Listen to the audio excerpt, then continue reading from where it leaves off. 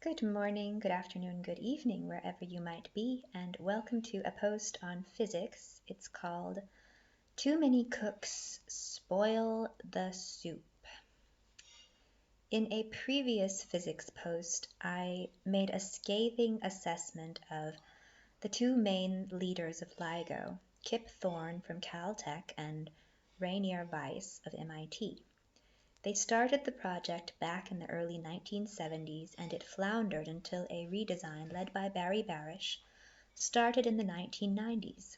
The project got its first result in 2016.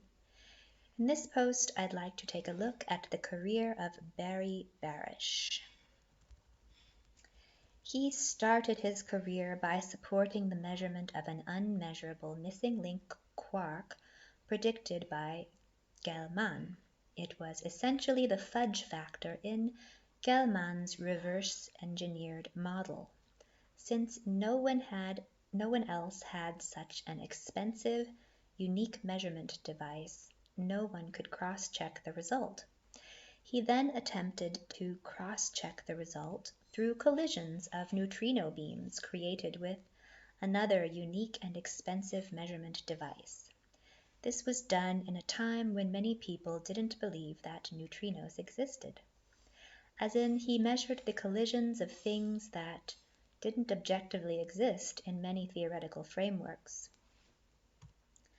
After that, he spent 7 years running an experiment in Italy that measured magnetic monopoles, things that most people understand are either impossible to directly measure because everything is made of them, or that don't objectively exist in most commonly used theoretical frameworks, because all of our modern physics theories, describe what happens over a time step and not in the instant between time steps. In any case, subsequent experiments showed that what they measured must have been a fluke. Then he gave his voice to build the scientific case for the superconducting supercollider that was eventually shot down by Anderson of the famed Anderson localization method of keeping physics fragmented.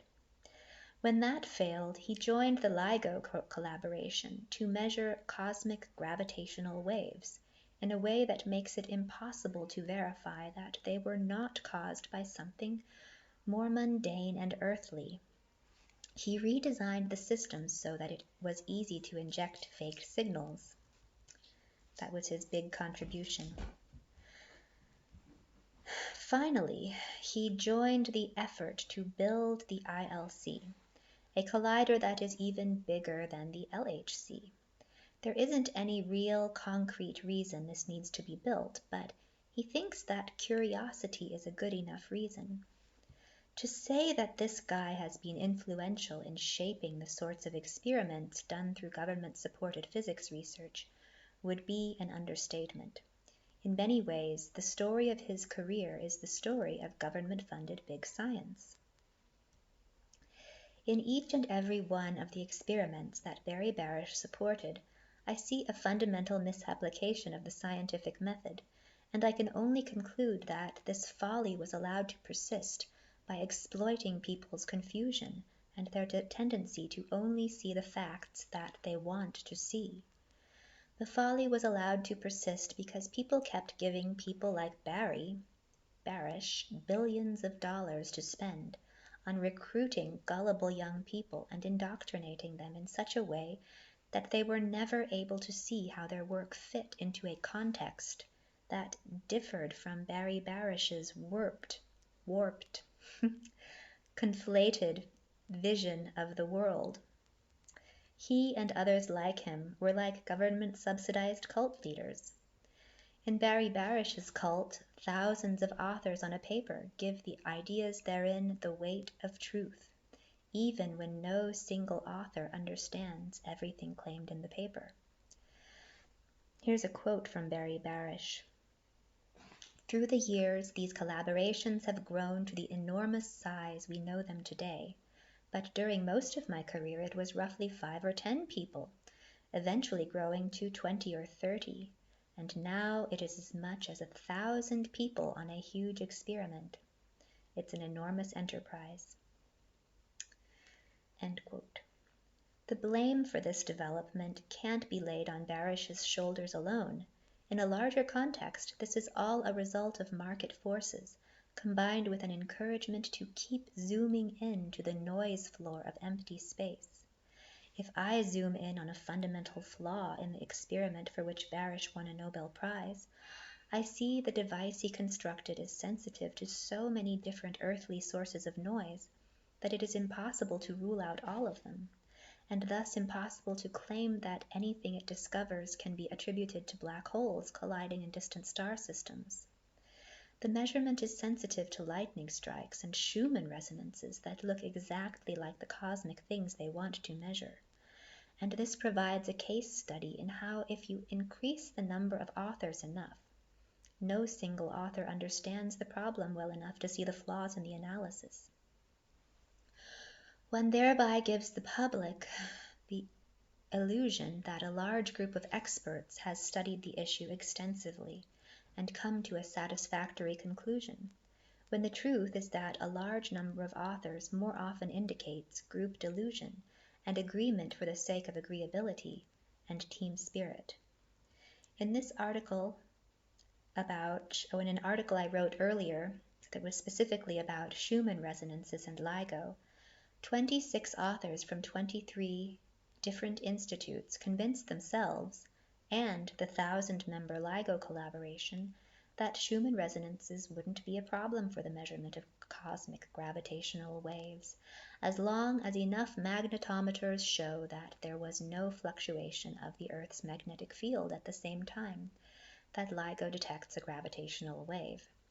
Yet for most of LIGO's claimed or prize-winning gravitational wave detections, magnetometers were not in operation. Something in Barry Barish's eyes tells me that he knows the folly of big science, but he is a good team player, and he will defend it to his dying breath. When I first understood how all of this worked, my first reaction was, "Do not give men like this any more money. He wants to lead your children on wild goose chases rather than let them do something that truly makes the world more beautiful." I saw two roads. The boomers wanted to make America great again with great scientific discoveries that impress the Russians, but which might cause horrible diseases or materials to escape from labs. The millennials will want to make America beautiful again through art, music, and infrastructure that will house the homeless and comfort the mentally ill. They will become civil engineers or artists, not greedy government-funded scientists who build sandcastle empires and hotbeds for dangerous diseases. But as in all things, we are all just trying to make things balance out so that people can live peacefully. We need heroes sometimes, but sometimes they can cause more trouble than they prevent. I think Tina Turner said it best. We don't need another hero. We need to know the way home. All we want is life beyond the Thunderdome. The novel I wrote follows the tradition of other scientists turned novelists who saw the folly of the research system into which they'd been pulled.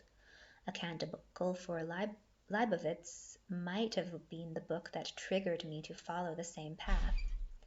Then again, what do I know? Idle hands are the devil's playthings, and I'm sure that some physicist has done a simulation of how communities evolve, with and without the distraction of nonsensical big science. They probably based it on those stupid mouse utopia experiments in which mice were enclosed in unnatural environments from which they could not escape. The mice all turned into serial killer cannibals who could not care for their young, and the researchers must have concluded that stupid scientific busywork is the solution to such social collapse, even if it makes many people miserable, mice running on a treadmill as fast as they can. They must have forgotten that trusting in unverified simulation tools that promise to predict the future is a recipe for folly. These ideas are shaping my next two novels. In one book, two people get together and change the course of history. Some bad things happen as a result, but bad things serve as reminders to everyone to change their behavior. In the other novel, the two people do not get together, and no one changes their behavior. They continue in their delusions and run on their treadmills. This results in a much worse outcome overall, but in both stories, life goes on regardless, and consciousness springs eternal, just on different scales. I think I would like to use these books to say something about the folly of weaponized scientific research, about the folly of micromanaging situations that can only be understood from a more distanced perspective, and about letting love work its magic. Resisting an oscillation can make it larger and more painful later on. To explore this apostatic perspective in more depth, I recommend my first nonfiction book. It's available on Amazon, but if you'd like to read it for free, I've posted most of it in a Quora space called The Myths of Modern Physics. Thank you for watching, and please tune in next time.